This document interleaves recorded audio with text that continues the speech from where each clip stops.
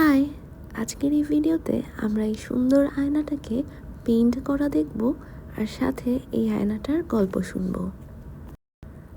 প্রথমেই বলে নিই, এটা একটা অনেক পুরনো ভিনটেজ হ্যান্ডমেড একটা আয়না, যেটার উপরে আছে হ্যান্ড পেইন্ট করা।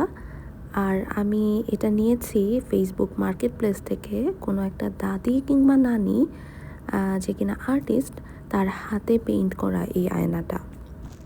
আমার মূলত এই আয়নাটা কেনার উদ্দেশ্য ছিল আয়নাটা কিনে আয়নাটাকে নিজের মতো করে পেইন্ট করা।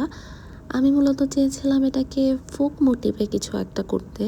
তবে আয়নাটা কিনতে যেয়ে আমি যে গল্পটা শুনেছি, তারপরে আমার আসলে এই আয়নাটাতে হাত দেবারই ইচ্ছা করছিল না।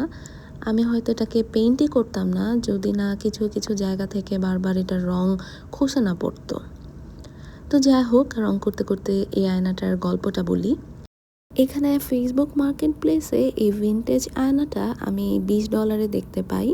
আমি তাকে নক করি, আর আমার এটা কেনার উদ্দেশ্য ওই যে ওটাই, এটাতে আবার একটু করে রং করব।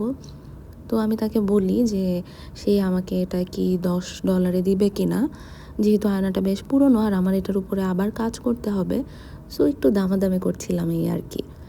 তো উনি আমাকে জানালেন যে এটা তোমাকে $10 দেওয়ার থেকে ভালো এটা আমার নিজের হাতে পেইন্ট করা একটা আয়না, আমি এটা আমার নাতিকে দিয়ে দিব। তো ব্যাপারটা ঠিকই আছে। আসলে আমারও যদি আসলে নিজেরা পেইন্ট করা কোনো কিছু হতো আর কেউ যদি দামাদামি করতে আসতো, আমিও অবশ্যই এটাকে বিক্রি করতাম না। তো যাই হোক, আমি মন খারাপ করিনি, আমি তার কথাকে রেসপেক্ট করেছি। কিন্তু তার কিছুদিন পরে আমি ফেসবুক মার্কেট প্লেসে অন্য আরেকটা অ্যাকাউন্ট থেকে সেম আয়নাটাকে দেখলাম যে বিক্রি করছে, অ্যান্ড সেটা $10। তো আমি তাকে আবার নক করলাম।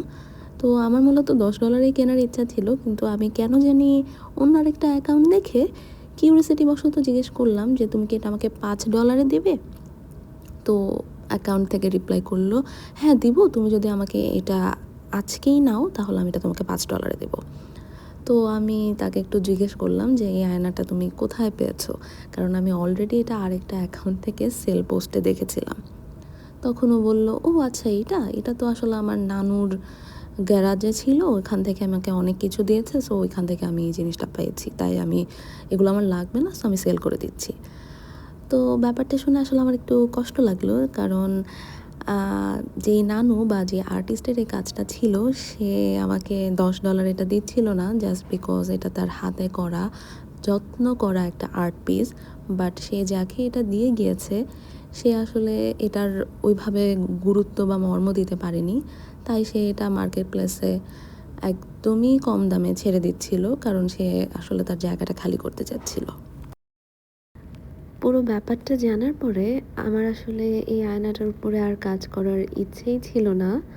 আমি বেশ অনেক মাস এটাকে এভাবেই সাজিয়ে রেখেছিলাম, কিন্তু আয়নাটা বেশ পুরনো হওয়ায় জায়গা জায়গা থেকে রং চটে চটে পড়ছিল, যেটা ঘরকেও একটু ময়লা করছিল। তাই আমি ঠিক করলাম আয়নাটাকে রিস্টোর করার। তাই আমি প্রথমে পুরনো রঙগুলোকে ঘষে তুলে ফেলি এবং পরবর্তীতে ঠিক একইভাবে আবার রং করার চেষ্টা করি। বাট যেহেতু আমার হাত লেগেছে, তাই আমারও কিছু মোটিভ এই আয়নায় থাকা উচিত।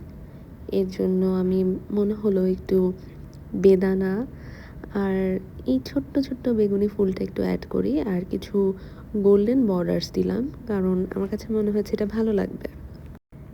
এই হলো আমার আয়নার ফাইনাল লুক। আপনাদের কাছে কেমন লেগেছে জানাবেন। আমি চেষ্টা করেছি পুরো আয়নাতেই এই কাজটা কন্টিনিউ করতে। আর হোপফুলি গ্র্যান্ডমা আমার এই ভিডিও বা ছবি যদি কখনো দেখেন, খুশি হবেন, কারণ আয়নাটা হয়তো এখন সঠিক হাতেই আছে, যে কিনা আয়নাটাকে সুন্দর করে সাজিয়ে রেখেছে।